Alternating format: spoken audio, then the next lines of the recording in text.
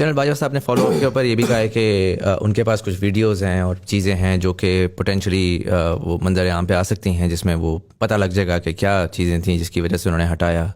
تو میرا کویشچن اس میں یہ ہوگا کہ how do you feel about the fact that you were recorded while being a prime minister? مطلب یہ تھوڑا سا یہ کس طرف ہم پاکستان کو لے کر جا رہے ہیں، جہاں پہ ایون شہباز شریف صاحب کی آڈیوز لیک ہو رہی ہیں، ویڈیوز بن رہی ہیں. جنرلی آپ کا کیا کامنٹ ہوگا اس طرح کی سچویشن کے بارے میں؟ کہ بیکاز عام آدمی میرے جیسے جو دیکھتا ہے وہ تو اس کا تو اسٹیٹ کے اوپر سے بالکل ہی وہ ہٹ جاتا ہے، جسے کہتے ہیں. دیکھیے اس کا بھی بڑا، یہ بھی ٹوٹل وائلیشن ہے پاکستان کی کانسٹیٹیوشن کی. یہ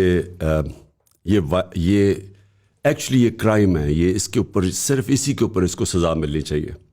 وہ کیا ہے؟ ایز پرائم منسٹر یہ میری ٹیپ ریکارڈنگ کرتے تھے، میرے پرائم منسٹر کے فون کو ٹیپ کرتے تھے، اور پھر انہوں نے ریلیز کی وہ ٹیپس جو میری پرائیویٹ لائن کے اوپر. مثلا میرا کانورسیشن تھا میرا جو پرنسپل سیکرٹری اعظم خان، اس کی انہوں نے جو ریکارڈنگ تھی وہ ریلیز کر دی. اور پھر بشرا بیگم کی انہوں نے کوئی ریکارڈنگ ریلیز کر دی، لیکن ریلیز صحیح بھی نہیں کی، اس کو ڈاکٹر کر کے کیا. یعنی ٹیپس کو انہوں نے ایڈٹ کر کے اور زیادہ سنسنی خیز بنا کے انہوں نے ریلیز کر دی. یہ ملک کا آرمی چیف کر رہا تھا. اب یہ سوچ لیں، جس کے نیچے پاکستان کی پریمیئر انویسٹیگیٹو ایجنسیز ہیں، جن کا کام ہے ملک کو بیرونی خطروں سے بچانا، وہ کیا کر رہے تھے؟ پرائم منسٹر کو بلیک میل کرنے کے لیے اس کی ٹیپس بنا رہے تھے. اور یہ کس لیے بنا رہے تھے؟ یعنی میں کوئی فورن ایجنٹ ہوں، میں کوئی ملک کا غدار ہوں، میں کوئی ملک کے پیسے چوری کر کے، یہ جن چوروں کو انہوں نے این آر او دلوایا ہے، میرا کوئی باہر پراپرٹیز ہے، میں یہ ملک سے پیسہ چوری کر کے باہر لے کے جا رہا تھا.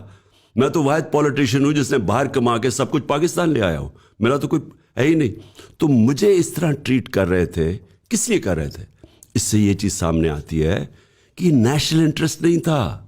یہ کنٹرول کرنے کے لیے یہ سارا کچھ ایک پرائم منسٹر کو بلیک میل کرنے کے لیے کیا جا رہا تھا. میں آپ کو ایک اور بات بتاؤں. میں جب آخری دفعہ اس سے ملا جنرل باجوہ سے، تو مجھے کہتے ہیں ہمارے پاس ٹیپس ہیں تمہارے باقی لوگوں کی، اور پتہ نہیں اور بھی کچھ ہمارے پاس فائلز ہیں اور کرپشن ہے.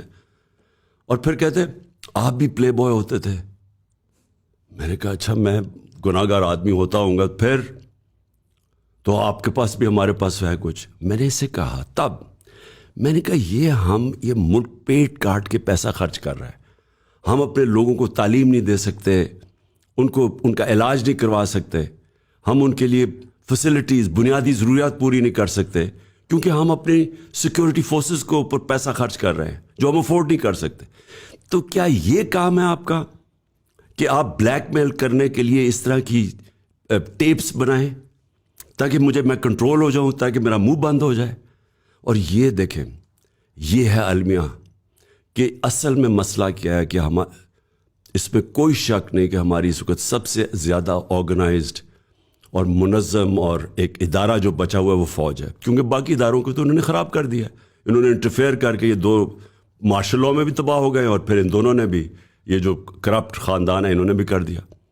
لیکن ایک آدمی فیصلہ کرتا ہے فوج کی پالیسی کیا، وہ ہے آرمی چیف. اس کے پاس اتنی پاور ہے کہ وہ جو مرضی کرنا چاہے، اس کو کوئی پوچھنے والا نہیں ہے. تو وہ اگر ٹیپس بنا رہا ہے آپ کی بلیک میل کرنے کے لیے، یہ کیا ریفلیکٹ کرتا ہے؟ میرے خیال میں پاکستانی فوج کو آج اندر اکاؤنٹیبلٹی کرنی چاہیے اس کی، کیونکہ اس میں فاصلے عوام میں اور ہماری فوج میں بڑھتے جا رہے ہیں. بجائے ہمیں ڈنڈے مار کے اور ہمارے اوپر غداری کے کیسز کر کے اور ہمیں جیلوں میں ڈال کے اور ننگا کر کے ٹارچر کرنے کے، یہ انٹروسپیکشن کی ضرورت ہے. اس وقت اصلاحات کی ضرورت ہے، بیکاز یہ بگڑتا جا رہا ہے کام.